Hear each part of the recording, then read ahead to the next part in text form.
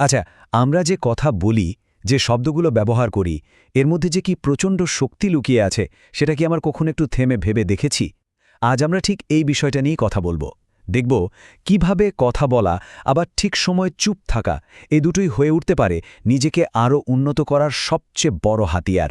আর সেটাই কিন্তু জগতের সবচেয়ে বড় সেবা। চলুন শুরুতেই একটা সহজ কিন্তু খুব জরুরি প্রশ্ন নিয়ে ভাবা যাক। আমাদের কথা তা কি কিছু গড়ে তোলে নাকি ভাঙে?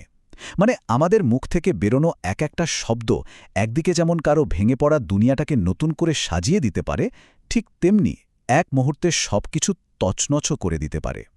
আর এই ক্ষমতাটা কিন্তু আমাদের সবার হাতেই আছে। ব্যাপারটা অনেকটা এরকম, ধরুন একটা ভালো কথা, একটা মিষ্টি কথা আদৌ পারে কারো মনের গভীর ক্ষত সারিয়ে তুলতে, তাকে নতুন করে সাহস যোগাতে।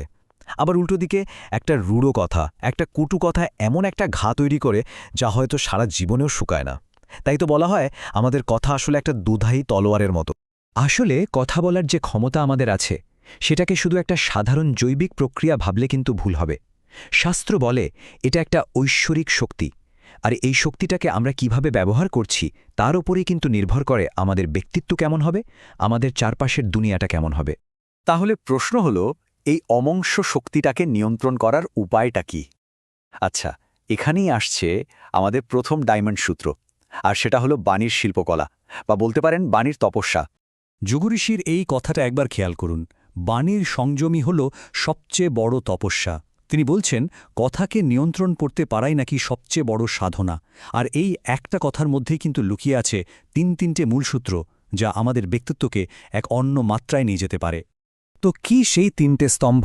প্রথমটা হলো কম কথা বলা, মানে অপ্রয়োজনীয় কথার যে স্রোত সেখান থেকে নিজেকে বাঁচানো। দ্বিতীয়টা হলো মিষ্টি করে বলা, এর মানে হলো সত্যি কথাটাও এমনভাবে বলা যাতে তা কারো মনে আঘাত না করে। আর ৩ নম্বর, কেবল সত্য বলা, এটাই হলো নিজের ভেতরের সততার প্রথম ধাপ। কারণটা খুব পরিষ্কার। যখনই কেউ কঠোর বা মিথ্যে কথা বলে, সে কিন্তু শুধু অন্যকে কষ্ট দেয় না, সে আসলে নিজের অজান্তেই নিজের পতনের রাস্তা তৈরি করে। কেন? কারণ প্রত্যেকটা নেতিবাচক শব্দ আমাদের ভেতরের শক্তিকে একটু একটু করে শেষ করে দেয়, আর অন্যের চোখে আমাদের সম্মানটাও কমিয়ে ফেলে।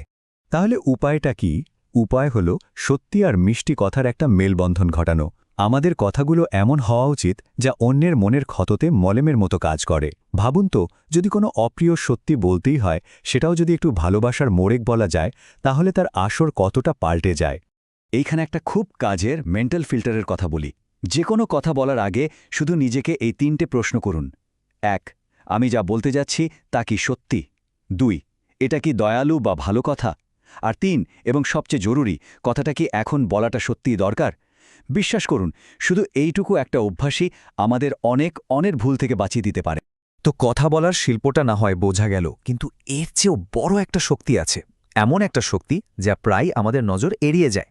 আর সেটাই হলো আমাদের দ্বিতীয় ডায়মন্ড সূত্র, মৌনতার শক্তি। হ্যাঁ, ঠিকই শুনছেন, কথা না বলার মধ্যেও যে কি প্রচণ্ড ক্ষমতা লুকিয়ে আছে, চলুন এবার সেটাই আবিষ্কার করা যাক। যুগ ঋষি বলছেন, মৌন থাকা মানে কিন্তু শুধু মুখ বন্ধ রাখা নয়। আসল মৌনতা হল ভেতরের যে চিন্তার ঝড়, সেটাকে শান্ত করা, চিন্তাকে শুদ্ধ করা। আর যখনই মন শান্ত হয়ে আসে, তখন দেখবেন মুখ থেকে বেরোনো প্রত্যেকটা কথার ওজন আর তার প্রভাব দুটোই বহু গুণ বেড়ে গেছে। তো এই যে মৌন বা মাইন্ডফুল সাইলেন্স, এটা আসলে একটা গভীর সাধনা। এর মাধ্যমে আমরা শুধু শক্তি জমাই না, আমাদের চিন্তা ভাবনাও অনেক বেশি পরিষ্কার আর শুদ্ধ হয়ে ওঠে। আর এই শুদ্ধ, শান্ত মন থেকেই জন্ম নেয় সেই সব কথা যা সত্যি প্রভাবশালী হয়। তাহলে এই যে দুটো সূত্র আমরা দেখলাম, বাণের সংযম আর মৌনের শক্তি, চলুন এবার এই দুটোকে একসাথে মিলিয়ে দেখি কিভাবে এগুলো আমাদের চরিত্রকে গড়ে তুলতে আর আমাদের চারপাশের পৃথিবীকে আরও সুন্দর করে তুলতে পারে। দিনের শেষে আসল কথাটা হলো এটাই, আমরা যে শব্দগুলো বেছে নিই, সেগুলো দিয়েই কিন্তু আমাদের চরিত্রটা গড়ে ওঠে। প্রত্যেকটা ভেবেচিন্তে বলা কথা, প্রত্যেকটা সংযত শব্দ, এগুলো যেন এক একটা ইটের মতো, যা দিয়ে আমরা নিজেরাই নিজেদেরকে তৈরি করি। আর এর ফল কি হয়? যখন আমরা ভেবেচিন্তে কথা বলি, তখন স্বাভাবিকভাবেই অন্যের শ্রদ্ধা অর্জন করি। আমাদের কথাগুলোই সমাজে একটা পজিটিভ পরিবর্তনের ভিট করে দেয়। আর সবচেয়ে বড় কথা, আমাদের শব্দ তখন আর আমাদের দুর্বলতা থাকে না, বরং হয়ে ওঠে আমাদের সবচেয়ে বড় শক্তি। বাণীর এই পবিত্রতা আর সত্যের পথে চলার যে গভীর জ্ঞান, সেই প্রেরণা আমরা পেয়েছি যোগ ঋষি পণ্ডিত শ্রীরাম শর্মা আচার্যজির জীবনদর্শন এবং তার চিন্তাধারা থেকে। তো আজকের আলোচনা শেষ করার আগে একটা প্রশ্ন সবার জন্য রেখে গেলাম। আজ থেকে আমাদের নীরবতা কি বার্তা দেবে, আর আমাদের বলা প্রতিটা শব্দ কি গড়ে তুলবে?